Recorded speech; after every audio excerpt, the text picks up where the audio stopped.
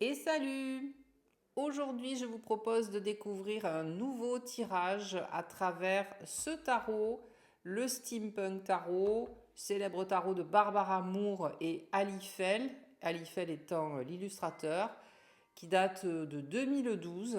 Alors, cette série de vidéos, je les ai mis dans une playlist que j'ai appelée Un jeu, un tirage, parce que ce sont des tirages des jeux de tarot que j'ai qui sont proposés dans les livrets que je teste. Donc ça me permet de vous montrer mes jeux de tarot aussi.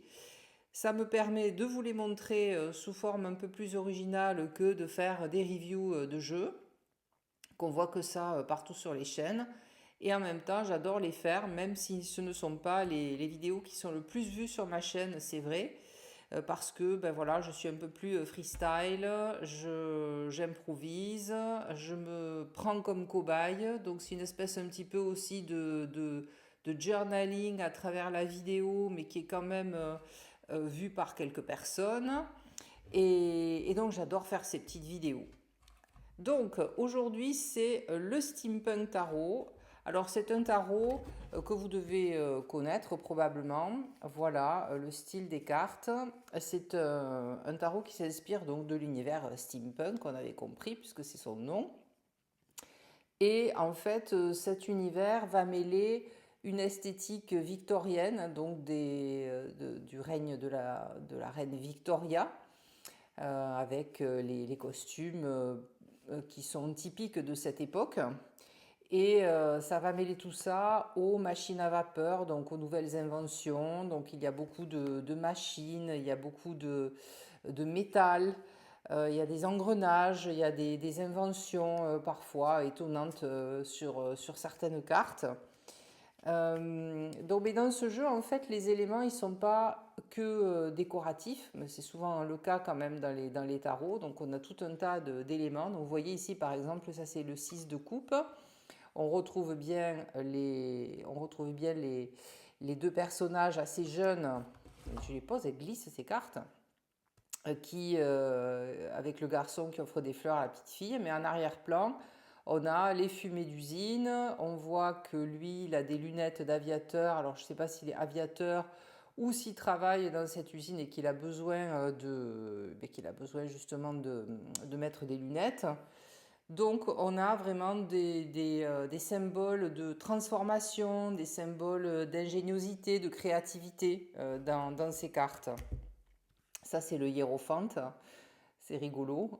Voilà, donc c'est ce grand-père qui est installé avec des livres et puis eh bien, qui raconte des histoires à ses deux petits-enfants, ou en tout cas, il leur fait peut-être l'école aussi, puisqu'on voit des livres.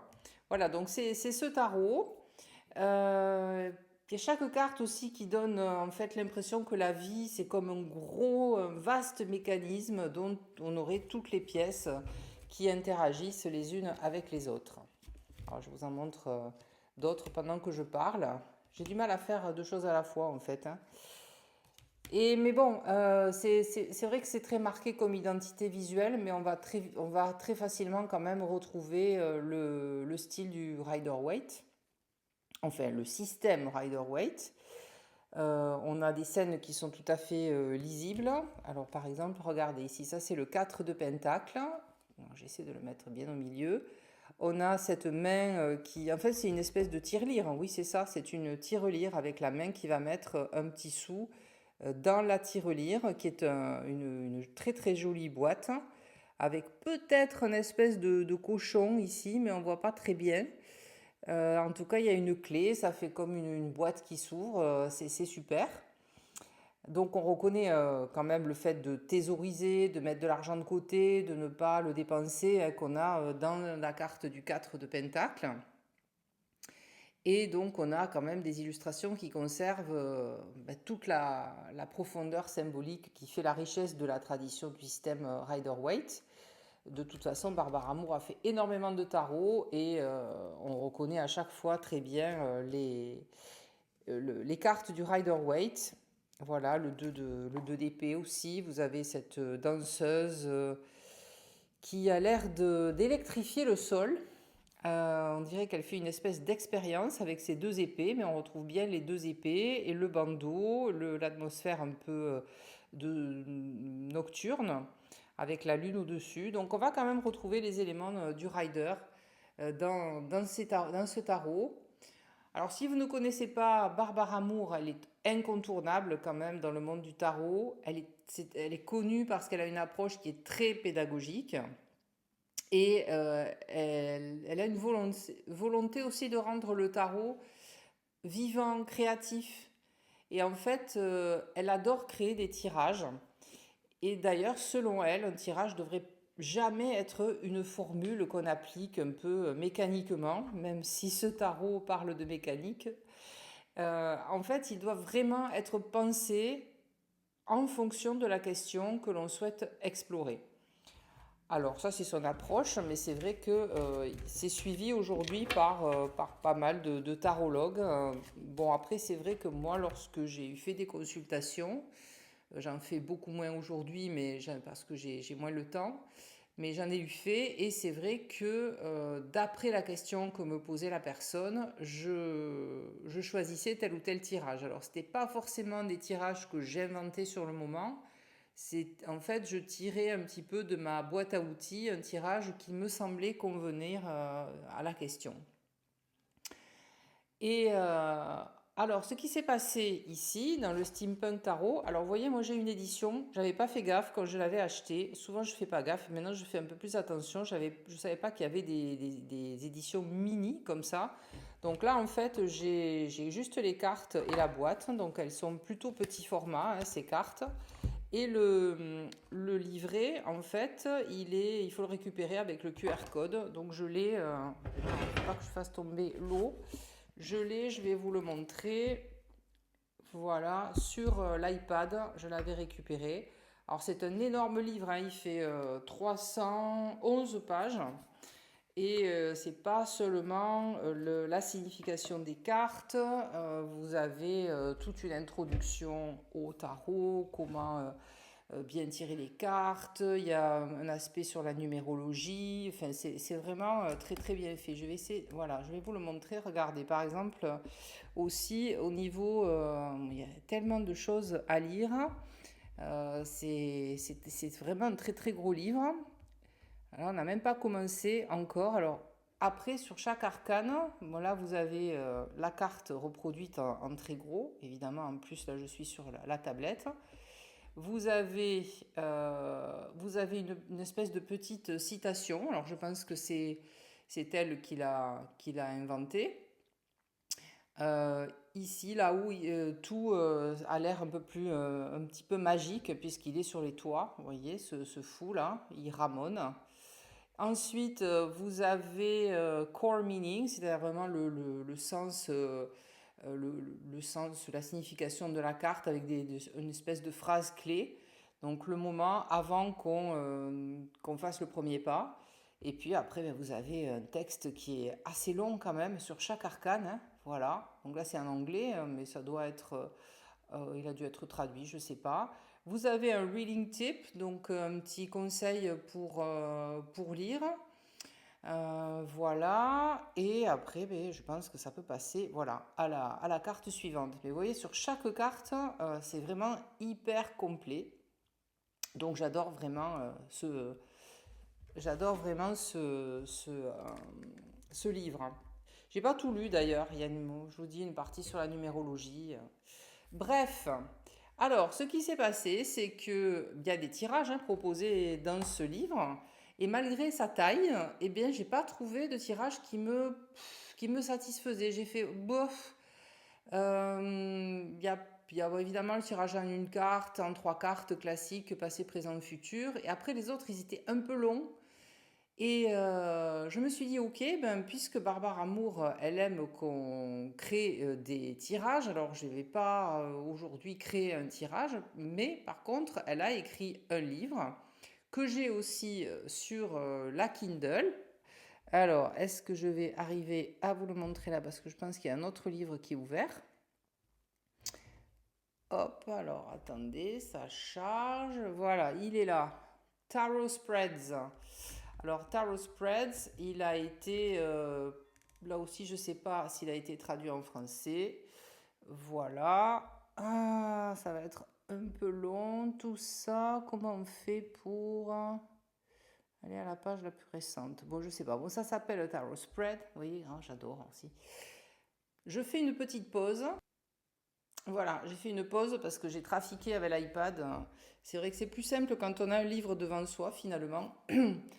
Donc, Tarot Spreads, Layouts and Techniques to Empower Your Readings. Donc ça, c'est un bouquin que je vous conseille vraiment si vous débutez dans le tarot de vous procurer. Je suis quasiment certaine qu'il a été traduit. Et donc, elle a, ben, y a, je ne sais pas combien de tirages là-dedans. Et donc, j'ai choisi celui-là qui me paraissait intéressant, qui change un petit peu de où j'en suis aujourd'hui, quelle est ma situation, qu'est-ce qu'il a causé, etc. C'est le tirage qui va nous permettre de créer une vision ou ce qu'on appelle en anglais mission statement, c'est-à-dire une phrase qui va décrire notre mission, pourquoi on fait les choses qu'on fait.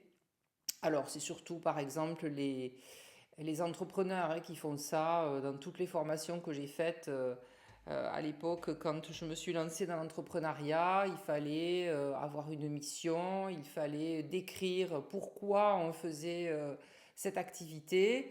Et plus on avait une vision claire, bien évidemment, mieux on arrivait à ses fins avec cette entreprise.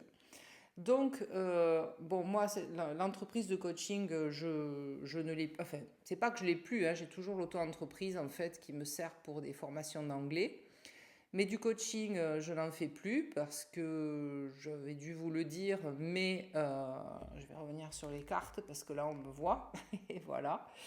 Euh, Parce que tout simplement, la prospection, le marketing, ça m'a épuisé et donc je n'arrivais plus à trouver de clients facilement. Donc j'étais toute seule, trop isolée dans ma campagne, c'était trop compliqué. Donc j'ai gardé l'auto-entreprise qui me sert donc pour ces formations, mais je n'ai plus de coaching.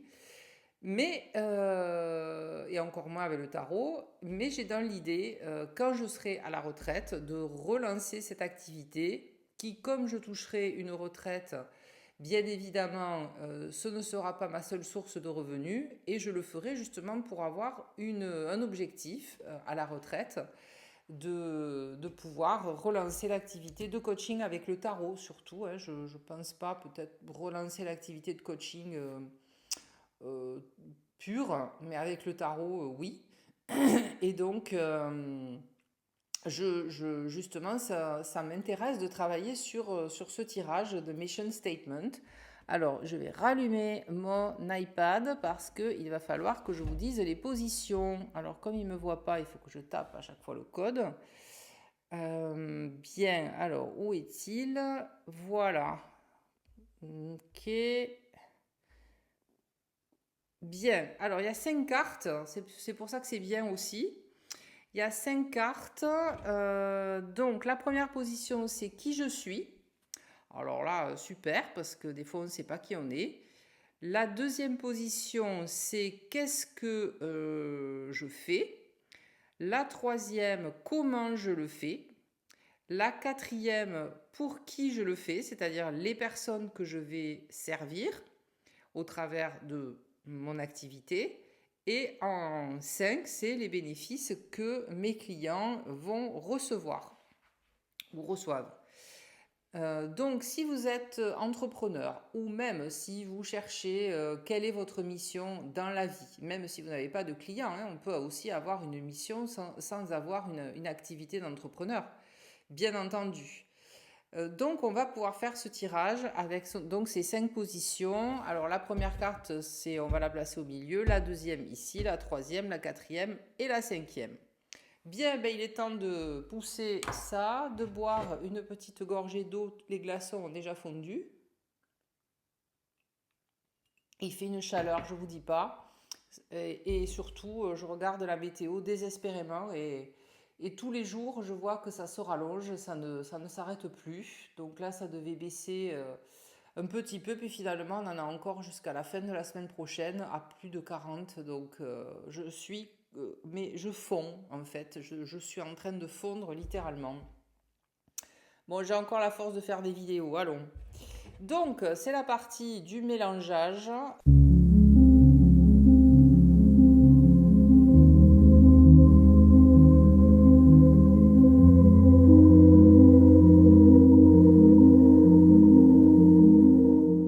Donc, une, alors ensuite, la 2, la 3, la 4 et la 5. Allez les autres, allez vous coucher.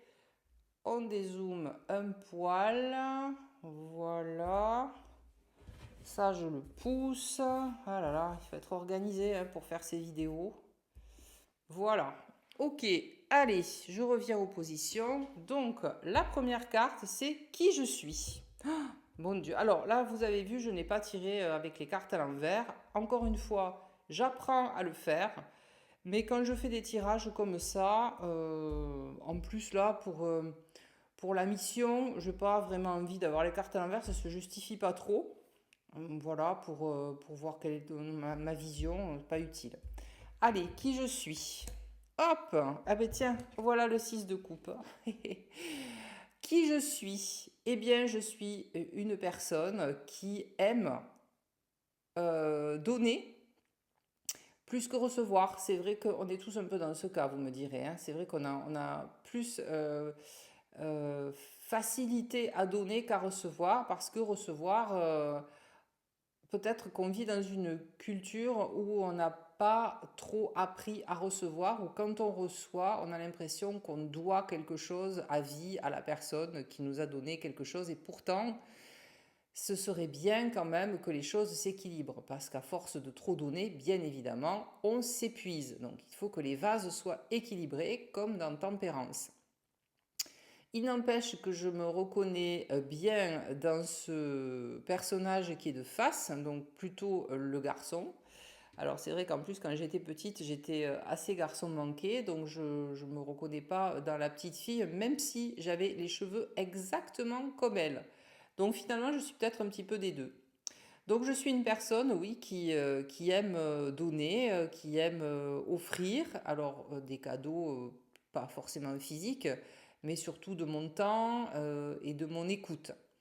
Alors je fais abstraction du paysage derrière, on en a déjà parlé tout à l'heure parce que c'est le style du tarot. Mais voilà, vraiment tout simplement je dirais ça, je me vois vraiment comme quelqu'un qui n'hésite pas à offrir ses services, à donner de son temps, à écouter dans la douceur. Et aussi, alors là je pense au numéro de la carte, le 6, qui est un chiffre qui parle d'harmonie, de retour à l'harmonie, de retour au calme. Après, par exemple, le 5, qui est un chiffre, pardon, qui va plutôt nous parler d'une crise dans notre vie. Il y a quelque chose qui est déstabilisé. Et le 6, on revient à une certaine harmonie. Donc je suis balance en plus, et c'est vrai que je n'aime pas quand les choses sont en bazar, mal faites, mal organisées. J'aime bien que ce soit harmonieux, beau, autour de moi. Ça c'est vrai, j'y arrive pas forcément. Mais en tout cas, c'est ça que je vois dans cette carte. Donc je pense qu'il n'y a pas grand-chose à dire de plus. Je suis en train de regarder les détails derrière. Donc on a les coupes de fleurs, hein. Il y a bien 6 coupes dans la... oui, s'il y a quelque chose d'autre qui me vient, vous voyez, parce que ce décor derrière, avec ces fumées d'usine qui crachent cette fumée noire et qui polluent, on a les fleurs ici qui apportent cette touche de couleur dans l'image qui est assez brune, assez sombre. Et c'est vrai que j'aime en fait pouvoir apporter des petites touches de beauté comme ça. Alors j'ai pas non plus une maison hyper décorée. J'aime bien quand c'est assez sobre aussi, que ce soit pas trop chargé de choses et d'objets. Mais j'aime bien que voilà, apporter des petites touches de beauté dans un monde qui parfois ne l'est pas. Alors c'est pas forcément d'ailleurs avec des objets, mais ça peut être par des paroles, ça peut être par des gestes. Donc essayer de ramener l'harmonie dans quelque chose qui est discordant. Ça me correspond assez bien. Alors, qu'est-ce que je fais? C'est la carte numéro 2, elle est bien en haut à gauche, oui. Qu'est-ce que je fais? Qu'est-ce que je fais? Alors, on a une carte qui est un peu challengeante, qui est le 5 de Pentacle, qui d'habitude représente la pénurie, la misère, on est dans une période de crise. On a ici sur cette carte d'habitude sur le rider on voit deux personnes dans la neige, une qui est handicapée. Bon, ici c'est une petite fille avec un petit garçon ou une autre petite fille. En tout cas, ça me semblerait être le frère et la sœur. La grande sœur qui essaie de prendre soin de son petit frère et de trouver un abri. Et puis elle passe devant ce magnifique vitrail avec des pentacles dessinés dessus et qui va représenter l'espoir, la sécurité pour ces deux enfants. Et donc ce que je fais, ben ouais, ce serait pas évidemment de mettre les gens dans la galère, mais d'essayer, alors avec si je parle de l'activité de tarot coaching, bien sûr, et puis même avec les formations d'anglais, là je vois, je suis avec des jeunes étudiants de classe préparatoire scientifique et je les aide à avoir plus confiance en eux, je les aide à sortir la tête de l'eau parce qu'ils viennent évidemment en stage parce que l'anglais, ils ont un petit peu de mal, ils ont eu de mauvaises notes, ils savent pas comment s'y prendre, ils aimeraient s'améliorer et souvent ils parlent très très négativement d'eux. D'ailleurs, j'allais gronder, entre guillemets, cette semaine. Je lui ai dit, il faut que tu arrêtes de parler de toi comme ça, parce que peut-être que tu le dis pour te réconforter, mais déjà, tu nous donnes des indications sur toi, alors que nous, on n'a rien demandé et qu'on préférerait pas avoir d'idées préconçues. Et ensuite, tu as des discours sur toi-même qui font que tu arrives, c'était pour une présentation orale, que tu arrives à ton oral, en fait, déjà négatif. Déjà, tu sais que ça va pas marcher. Donc, en fait, voilà, j'ai l'impression que ce que je fais, c'est essayer de prendre par la main, comme fait la petite fille, des gens qui sont dans la difficulté. Alors, vous allez me dire, oui, mais pourquoi elle se prend? Bien sûr, c'est très modeste, hein, voilà, j'agis à un tout petit niveau. Mais en tout cas, puisqu'on parle de mission, c'est ce qui me semble, moi, normal de faire, c'est de prendre la main des gens et de leur montrer que la vie peut être belle, qu'on peut voir le bon côté des choses, qu'on peut être positif, que tout ne va pas si mal et que de toute façon, on passe tous par des périodes difficiles, moi la première, et que c'est temporaire. En fait, après le 5 va venir le 6 et il va y avoir de l'aide et on va s'en sortir et tout va aller mieux. Donc c'est un peu ça que je fais. Bon, pour l'instant, ça me semble pas mal. Allez, je bois un petit peu d'eau. Alors, comment je le fais? La carte 3, c'était bien celle en haut à droite. Comment je fais ça? Oh, alors l'étoile, elle tombe souvent dans mes tirages, quel que soit le tarot.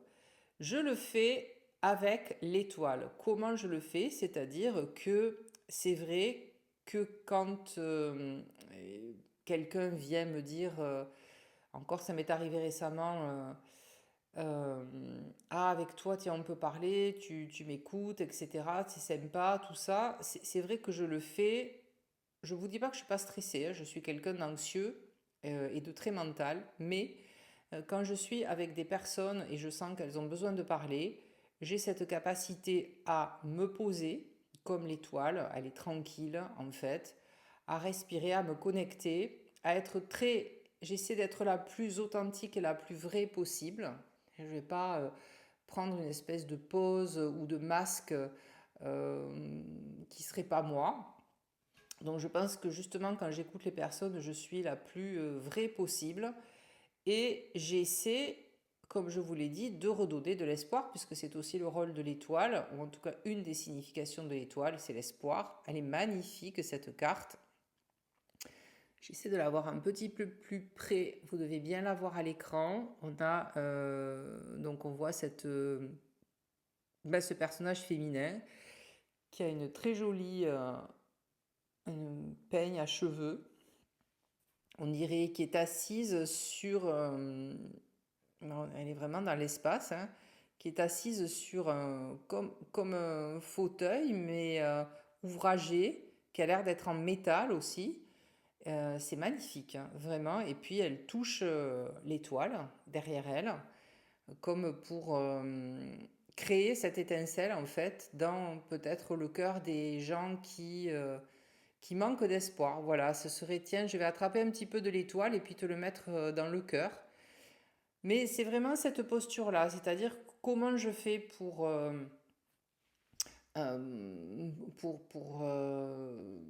redonner de l'espoir à certaines personnes, c'est je les écoute. Donc je suis posée exactement comme l'étoile, je suis concentrée sur eux, c'est-à-dire quand quelqu'un me parle, je ne suis pas sur mon téléphone ou je ne regarde pas ailleurs. Alors ça dépend de la personne, évidemment, il y en a certaines, bon, on n'a pas envie de les écouter, c'est pas des gens qu'on a envie de faire entrer dans notre vie, on est bien d'accord, hein. Mais ben, il n'y a pas très longtemps, alors que j'ai fini mon contrat à l'EHPAD, ben, il y a quelqu'un qui a été embauché pour remplacer. Et cette personne, en fait, elle était un peu dans le même cas que moi. C'est-à-dire que c'est une artisan. Elle fait de la peinture sur verre et sur... peut-être pas sur soie, je ne sais plus ce qu'elle m'a dit exactement. Ah oui, là, j'ai pas écouté les détails. C'est pas que j'ai pas écouté, mais sur verre, c'est sûr. Et bien sûr, elle n'arrive pas à vivre de son activité, donc elle a dû se résoudre à reprendre un travail salarié. Et on dirait que les EHPAD accueillent toute la misère du monde, c'est vrai. Et alors, quand on arrive là-dedans, c'est un peu la jungle, surtout dans cet établissement-là que je viens de quitter. Donc pas du tout de bienveillance, c'est chacun sa merde, hein.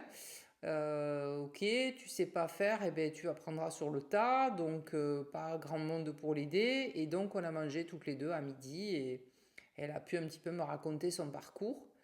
Et elle m'a dit, tu fais toujours du coaching? Ben, je lui ai dit, écoute, pas officiellement, en tout cas, je ne me fais plus de pub sur les réseaux pour le coaching, etc.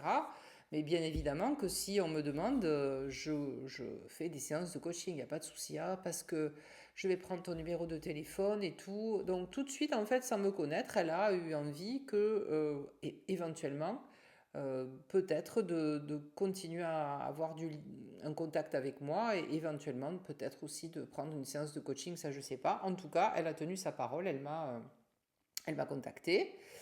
Voilà, donc comment je fais ça? Ben, c'est tout simplement en étant posée, calme, attentive et connectée à la personne. Ensuite, pour Who You Do It For, donc en fait, quelle est ma cible? Ça aussi, on apprend beaucoup à faire ça, hein. C'est quoi mon avatar? C'est quoi mon client idéal dans toutes les formations à l'entrepreneuriat? Donc, pour qui je le fais? Et c'est cette carte ici. Eh bien, écoutez, je le fais pour le roi de Pentacle, rien que ça. Alors, le roi de Pentacle, nous avons cet homme qui n'aurait peut-être pas besoin qu'on l'aide, hein. En fait, je suis assez étonnée que cette carte soit sortie parce que c'est vrai que le roi de Pentacle, on se dit, bon, mais lui, il n'a pas, absolument pas besoin d'aide. C'est quelqu'un qui est bien établi dans sa vie, qui a des ressources financières, qui a construit son empire. Regardez-là comme il est satisfait au coin de son feu avec sa pipe à la main. Il est chic et il regarde en fait comme s'il était, comme s'il prenait la pose pour un peintre et il n'aurait pas du tout besoin que je l'aide. Alors c'est marrant parce que alors il me donne l'impression évidemment de quelqu'un euh, qui est intelligent parce qu'il a su faire fructifier ses investissements. Donc ça, moi j'admire beaucoup les gens qui savent faire ça. C'est vrai que moi je mets de l'argent de côté, je sais thésauriser, mais c'est vrai que je suis peut-être pas la meilleure en investissement, parce que ça m'intéresse pas forcément non plus. Et, euh, et je trouve que les gens qui arrivent à investir quand ils sont plus jeunes dans l'immobilier ou bon, dans des choses, peut-être des bitcoins, je n'en sais rien, des choses qui font que arriver à un âge plus avancé, eh bien, ils ont des ressources et puis ils sont tranquilles jusqu'à la fin de leur vie. J'admire ça. Et puis, c'est vrai que mon public, enfin les gens pour lesquels j'aurais envie de travailler, ce sont des gens qui ont envie d'explorer, qui ont envie de chercher, qui ont envie de profondeur, qui ne s'arrêtent pas à la première explication venue. Donc ils sont mûrs, qui sont matures. Et déjà les rois, hein, quels qu'ils soient, pas que le roi de Pentacle, ce sont des personnages qui expriment, qui symbolisent une certaine maturité. Bon, là, c'est une maturité matérielle, mais enfin, bon, le gars, il n'a pas rien dans la tête hein, non plus. Euh, il y a une certaine opulence, donc c'est vrai que je n'ai pas envie de travailler pour des gens comment dire, euh, c'est difficile à expliquer, mais enfin, quand vous avez une activité d'entrepreneur, il faut que les gens puissent vous payer, tout simplement. Et moi, j'ai un petit peu de mal avec ça. C'est pour ça que j'offre beaucoup de contenu gratuit d'ailleurs sur YouTube. Mais si un jour je dois reprendre mon activité, bah, il faudra que les gens payent la séance, hein, c'est évident. Et j'ai pas envie de le faire au rabais. Voilà, parce que quand même, au bout d'un moment, c'est vrai que ça fait longtemps que je m'intéresse au tarot, ça fait longtemps que je travaille le tarot, je me suis énormément formée, comme sur beaucoup de choses que j'ai commencé d'ailleurs. Le coaching, c'était pareil, j'ai fait 2 formations de coaching, donc ça m'a coûté beaucoup d'argent. Je crois que j'ai acquis une certaine expérience du tarot. Je pense que grâce au coaching, justement, je sais mêler la lecture des cartes et l'écoute de la personne. Donc, j'ai pas trop envie non plus de brader des séances à 10 euros, voilà, juste pour faire plaisir. Et d'ailleurs, je n'ai pas envie de faire plaisir quand on vient voir un tarologue. Ça équivaut à aller faire une séance un peu de thérapie, hein, si vous voulez. Donc, on est obligé quand même d'y mettre un peu de sa poche. Sinon, il y a quand même moins il y a quand même moins de résultats. Et c'est vrai que le coaching aussi part de ce postulat que, en fait, le coach va aider le coaché à aller d'un point A à un point B. Il ne va pas lui montrer comment on fait, il va juste l'aider à trouver des solutions. Euh, et, euh, et donc l'effort doit venir du client. Le tarologue ou le thérapeute ou le coach, il fait les efforts qu'il doit faire pour écouter, mais il ne fait pas les efforts à la place du client. Et donc l'effort financier fait aussi partie justement du jeu, on va dire. Donc je le fais pour des gens voilà, qui seront capables d'estimer aussi la valeur des consultations que je propose. Voilà, j'espère que j'ai été claire et que je n'ai choqué personne. Mais comme je vous l'ai dit, je dis un peu ce que je pense sur ces vidéos. C'est pour ça, hein, moi, j'hésite pas à faire des tirages gratuits quand j'ai besoin de m'entraîner, par exemple, sur des nouveaux tirages, sur des choses que j'ai apprises, notamment avec Bénébel Wen, hein. Vous connaissez mon admiration pour Bénébel Wen.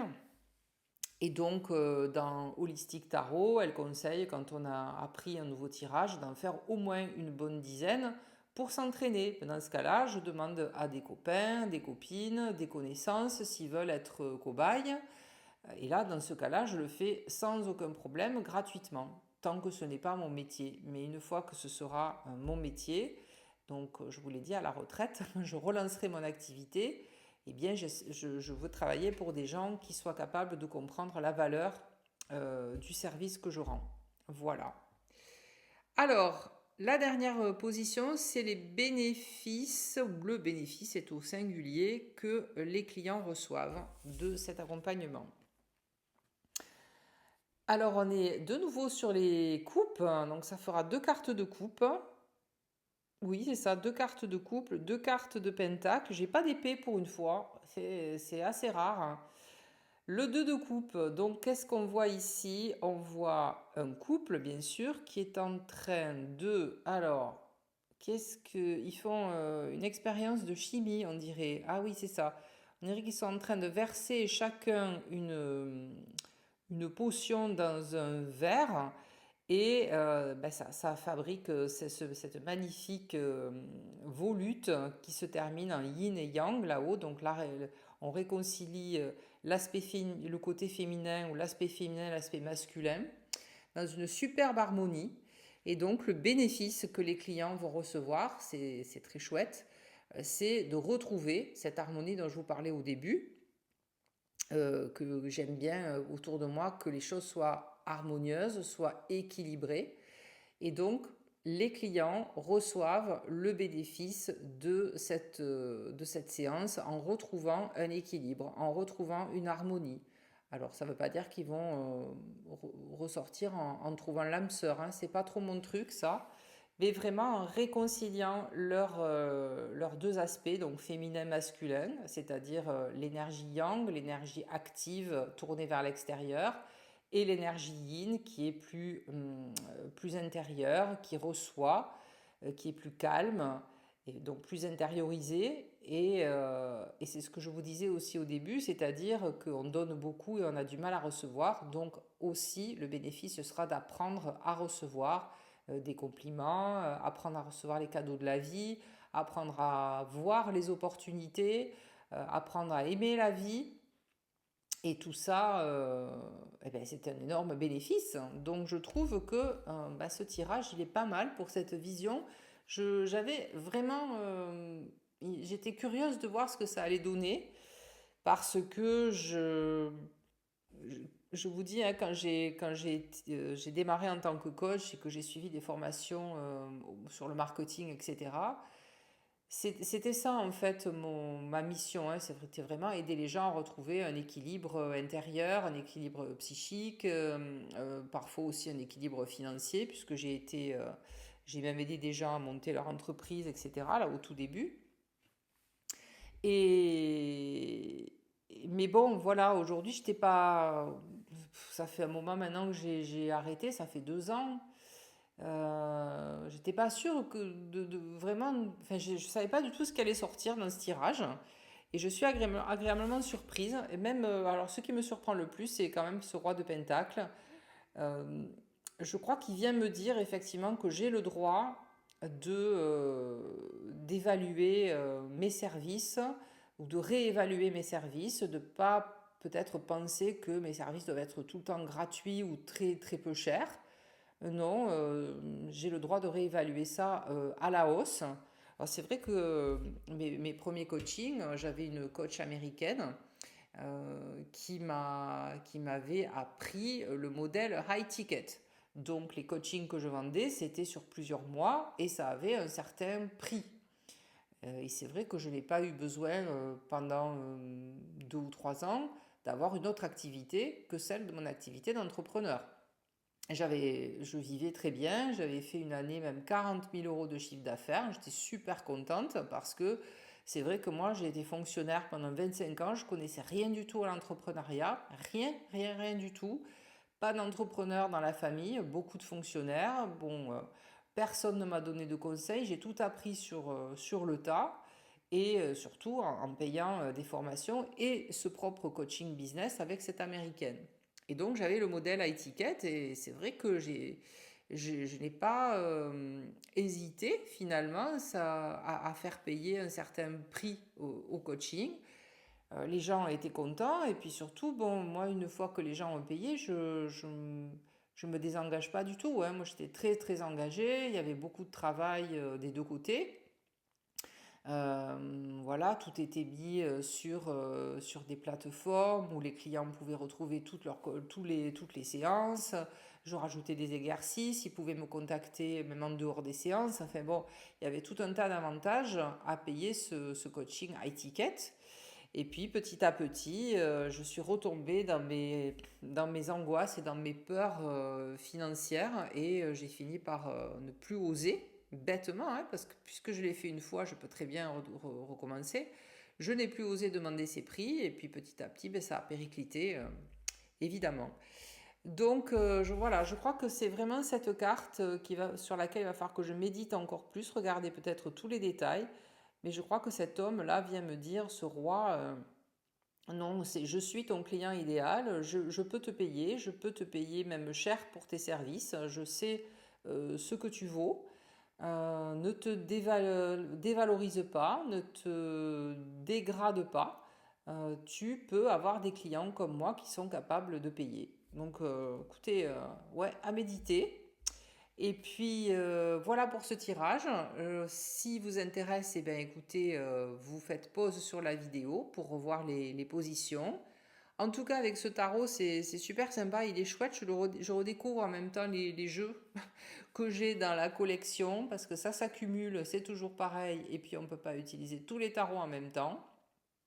Le problème, c'est qu'il est un peu petit pour moi et que les cartes ne sont pas non plus d'une ultra qualité. Elles sont très très fines. Et j'ai d'ailleurs la carte du fou qui est abîmée, je l'ai vue. Et surtout, j'ai du mal. Alors, déjà que c'est sombre, j'ai du mal à voir tous les petits détails. Il me faudrait une loupe carrément pour voir les petits détails. Mais enfin, bon, ça va, on les voit quand même. Donc, superbe tarot. Et je vais aller voir aussi après. Je vous fais grâce de la lecture de Barbara Moore sur toutes les cartes parce qu'on en a pour 2 heures de plus. Je vais aller voir quand même dans le livret si j'ai d'autres informations qui pourraient sortir. Mais en tout cas, je vous dis moi à bientôt, hein. On va se revoir sur une prochaine vidéo et puis passez un très bon week-end. Salut!